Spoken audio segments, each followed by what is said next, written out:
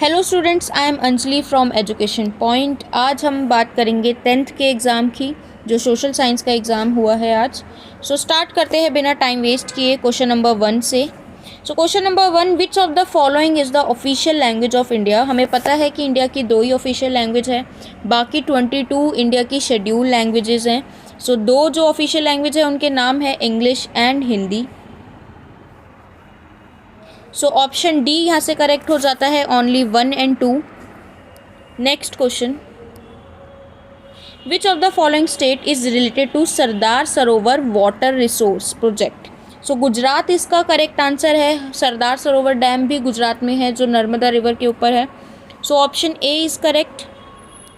Question number 3, union list currency, identify the correct match. Union list currency, union list trade ये गलत हो जाएगा। Union list forest भी गलत होगा। यूनियन लिस्ट एजुकेशन भी गलत होगा। ए यहाँ से करेक्ट हो जाता है। यूनियन लिस्ट करेंसी के ऊपर लॉ बना सकती है, रेवेन्यू से रिलेटेड यूनियन ही बना सकती है law. Next question, there is heavy rainfall in the state of Mrs Neeraj, yet there is a massive shortage of water in her states. According to you, which of the following steps should be taken by Mrs. Neeraj and the residents of her states to overcome water shortage? First of all, they should collect rain water. So every family should collect rain water. Option A first यहाँ से ठीक हो जाता है। बात करते हैं हम सेकंड ऑप्शन की। Should migrate to some other state, ये इम्पॉसिबल हो सकता है। जो ज़्यादा कन्वीनियंट है, the government should be change. तो ऑप्शन 1 और 3 ठीक है। ऑप्शंस में देखते हैं। ऑप्शन डी यहाँ से करेक्ट हो जाएगा। Option D is correct. Next question, Which religion was protected in Sri Lanka by making law in 1956? Sri Lanka में बुद्धिज़्म है, option A is correct. Next question, When was the first cloth mill established in Mumbai? हमारे option है 1844, ये गलत हो जाएगा। 1854 ठीक है। 7 जुलाई 1854 को मुंबई में क्लोथ मिल स्टैब्लिश हुई थी। ऑप्शन सी और डी कट हो जाएगा। ऑप्शन बी यहाँ से करेक्ट हो जाएगा। क्वेश्चन नंबर 6 का option B is correct. Question number 7, identify the incorrect match. तो पहले हम इसमें देखते हैं कि करेक्ट कौन से हैं। कमिंग टुगेदर फेडरेशन में ऑस्ट्रेलिया था, यूनाइटेड स्टेट ऑफ अमेरिका था और स्विट्ज़रलैंड था, बट बेल्जियम नहीं था। ऑप्शन बी यहाँ से करेक्ट हो जाता है। Next question, arrange the following historical events in chronological order and select the correct option. पहले हम देखते हैं कि सबसे पहले कौन सा इवेंट हुआ था। तो महात्मा गांधी का इन्वेंशन हुआ था इंडिया में, वो साउथ अफ्रीका से आए थे। 1915 में आए थे महात्मा गांधी। उसके बाद उन्होंने चंपारण सत्याग्रह किया था, जो कि आपका अप्रैल में हुआ था और 1917 में, और जलियांवाला बाग हुआ था 1919 में 13 अप्रैल, एंड लास्ट में बरदौली था जो 1928 में हुआ। ठीक है, इसके ऑप्शन देखते हैं हम।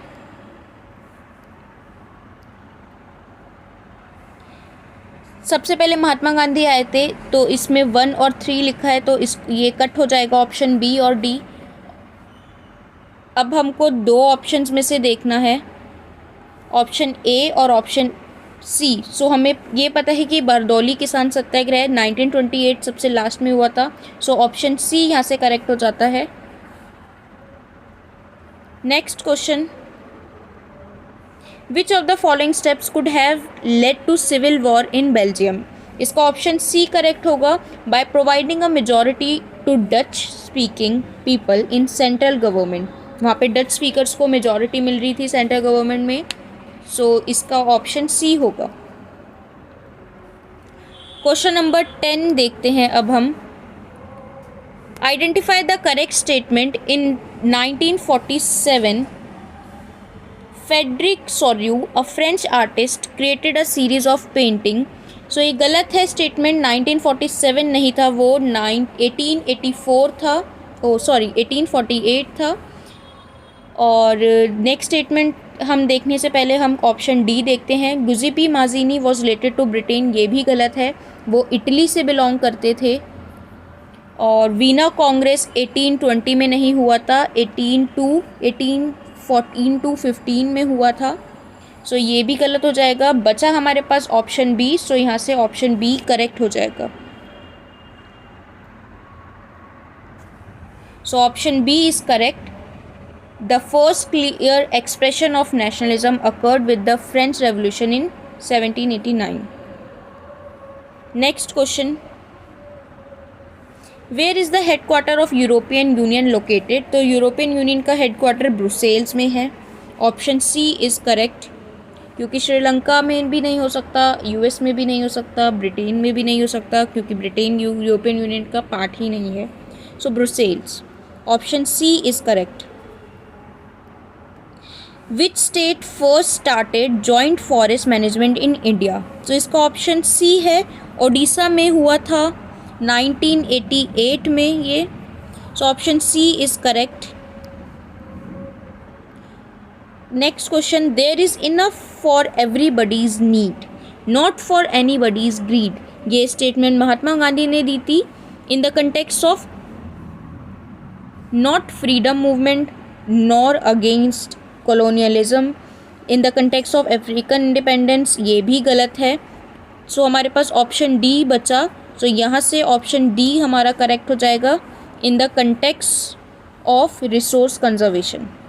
उन्होंने रिसोर्स कंजर्वेशन के कंटेक्स्ट में ही ये चीज़ बोली, ये स्टेटमेंट दी। नेक्स्ट क्वेश्चन हमारा,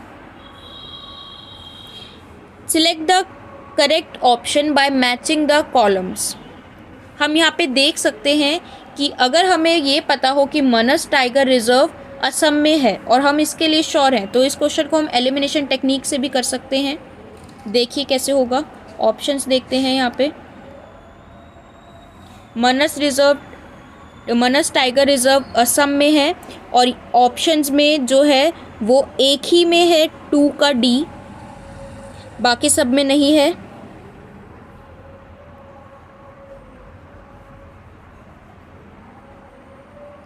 सिर्फ ऑप्शन डी में है 2 का डी, तो एलिमिनेशन टेक्निक से ये हो जाएगा, बी कट जाएगा, ए कट जाएगा और सी कट जाएगा।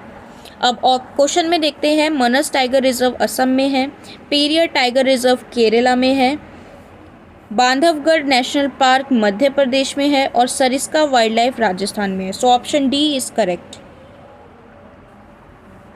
Next question, in a country a women get equal pay for equal work as men, what type of example is this?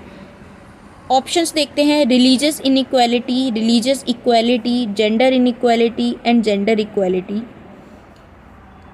यहाँ पे बात हो रही है मेन और वुमेन की, तो ऑब्वियस ही बात है, बात जेंडर की हो रही है, तो ए और सी यहाँ से कट हो जाएगा, रिलीजन की बात नहीं हो रही है। अब women get equal pay, women को इक्वल पेमेंट मिल रही है मेन के अकॉर्डिंग। सो जेंडर इक्वालिटी यहाँ से हो जाएगा, ऑप्शन डी इस यहाँ से करेक्ट हो जाएगा।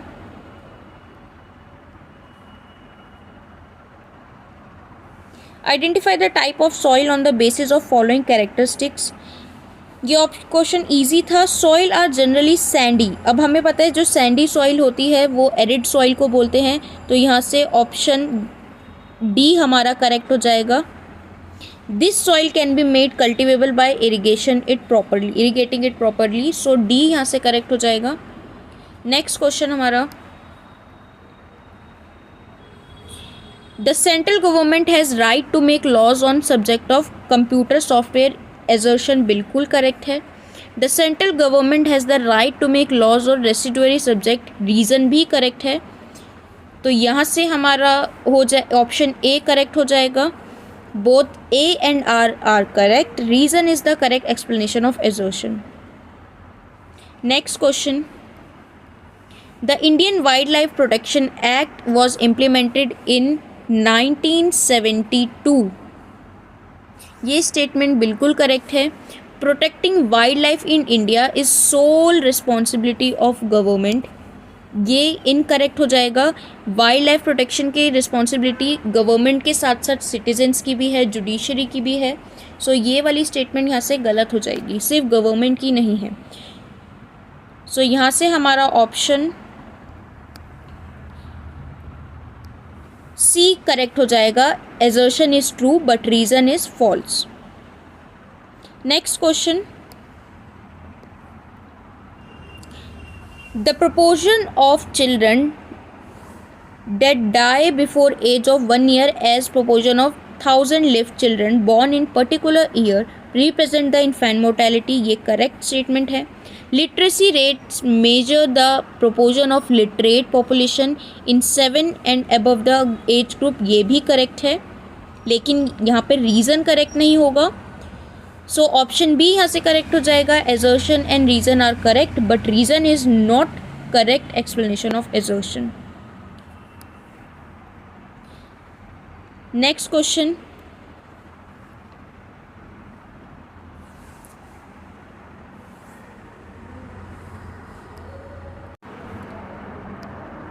There was no shortage of human labour in Victorian Britain, ये एक करेक्ट स्टेटमेंट है।